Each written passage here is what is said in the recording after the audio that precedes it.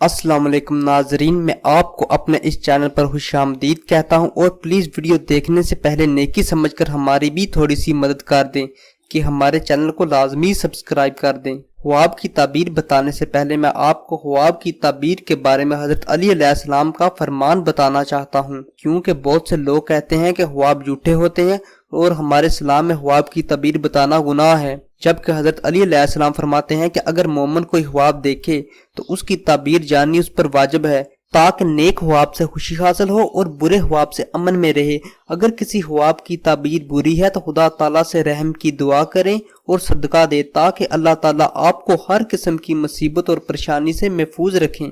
ناظرین، آج میں آپ کو خواب میں آڑو دیکھنے کی تعبیریں بتاؤں گا۔ اگر آپ نے خواب میں آڑو میٹھا دیکھا ہے تو یہ مال و نعمت حاصل ہونے یا نیک بخت فرزند پیدا ہونے کی دلیل ہے، لیکن اگر آپ نے خواب میں آڑو زرد دیکھا ہے تو یہ بیمار ہونے کی علامت ہے، اور اگر خواب میں آڑو کا درخت دیکھا ہے تو یہ مال و دولت ملنے کی بشارت ہے یا لڑکی پیدا ہونے کی دلیل ہے۔